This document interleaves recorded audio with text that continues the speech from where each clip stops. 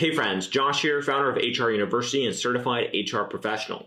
In this video, I'll cover the concept of a skill matrix, including what a skill matrix is, what it's used for, its primary benefits, and what steps you should take to make one yourself. It's a fact that businesses and companies often face difficult projects.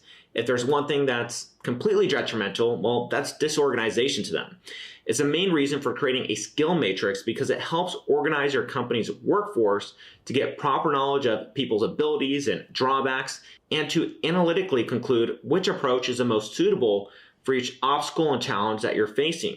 Before we dive deeper, make sure to click that subscribe button though, and that way you'll stay up to date with all the informative content that we put out on our channel here from HR University. Now, let's go ahead and jump in. If we're to define it, a skill matrix, or sometimes referred to as a competency matrix, is a grid-like framework that serves as a tool for mapping out and visualizing your employees' skills and their skill levels while comparing them to the skill set needed to execute a given project. The skill matrix is a table where all the skills necessary for a given project or team are outlined and compared with the skills each team member has. That way, as an employer, team leader, or a boss, you can see what skills you have at your disposal and the skills that you're missing. And in this way, identifying your team's skill gap. Before we go on, it's important to point out two things to avoid any confusion with down the line. And the first is a skill matrix does not have to be made only with a particular project or team in mind. It can be as simple as a table containing all of your employee skills, which will be updated through time as they all work on developing themselves professionally. Second, a skill matrix may or may not be synonymous with a competency matrix. The only potential difference between the two is that while a skill matrix focuses only on the skills of your employees, a competency matrix also considers their knowledge, education, previous experiences, and attitude, thus forming a complete picture. Now that we've covered that, let's go ahead on to the second point here, which is what is a skill matrix used for and why is it important? Well, simply put, skill matrices are used for collecting data on your employees and their skills, as well as keeping track of how they're improving over time.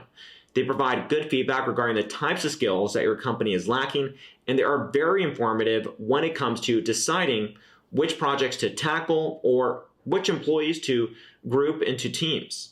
And if there are any skill gaps in the skill matrix, you can use them when advertising for potential job applicants. You can look for skills that your company is simply lacking and needs. When it comes to the importance of a skill matrix regarding a particular project, it's twofold. On the one hand, by making a skill matrix about the skills required for a future project and our team, you'll know precisely what skills you're looking for when choosing employees meant to be members of that said team.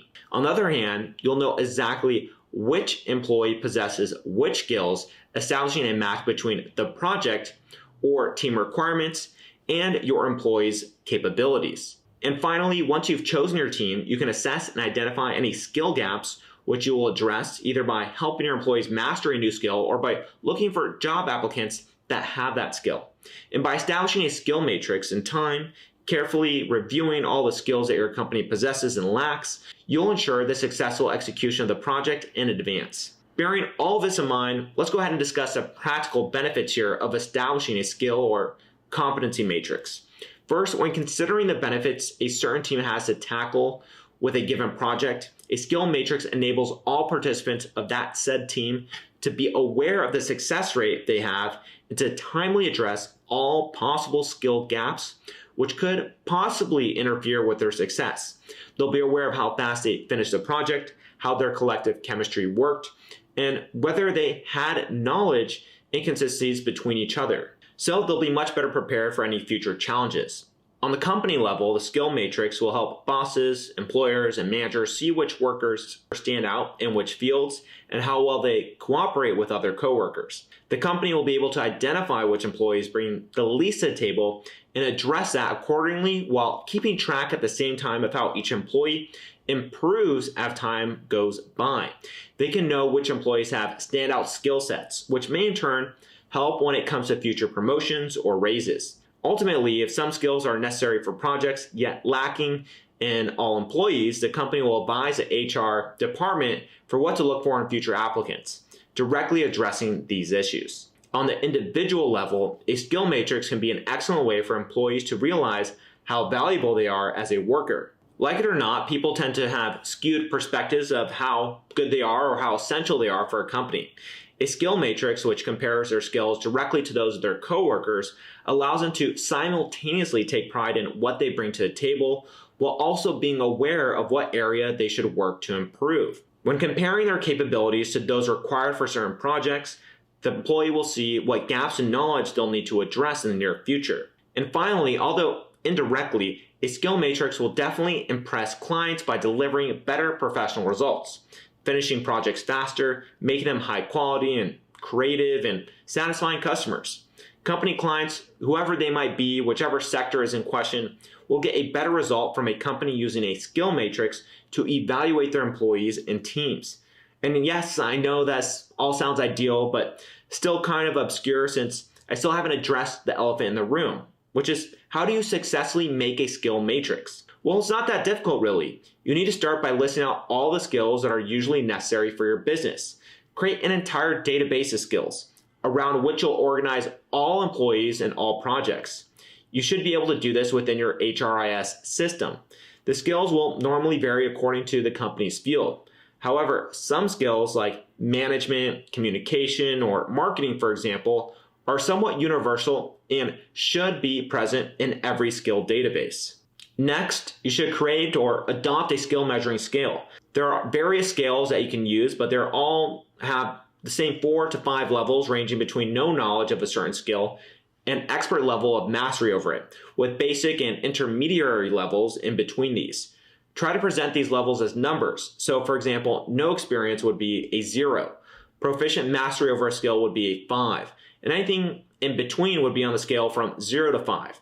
In this way, it's easier to scale your employees and compare their skills. A bonus thing to pay attention to is the worker's willingness to employ certain skills. At the end of the day, many people's results suffer because they just don't enjoy doing particular tasks. So if possible, integrate these findings into your skill matrix as well because they may make or break a team's performance in the future. And if you're creating the skill matrix with a particular project in mind, the next step would be outlining all the skills and skill levels necessary for it. And the next step after that is the evaluation. Now, this can be a bit tricky. You should never evaluate your employees based on one source of information. For example, self-evaluation can be very misleading.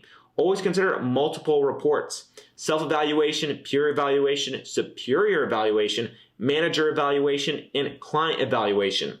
Look for any submitted customer reports for a particular employee and browse through their data, experience, education, and more. And then once you have your results, consolidate all your reports into one and translate their skill set into numbers. And there we have it. We just went over how to use your newly made database of skills to decide which are the most suitable candidates for new projects and update it as your employees developed. And if you feel like you now have a better understanding of what a skill matrix is and how to use one, then make sure to hit the thumbs up on this video and subscribe to our channel for all the great HR content that we put out almost every week. And I'll go ahead and see you on some of our following videos. Cheers.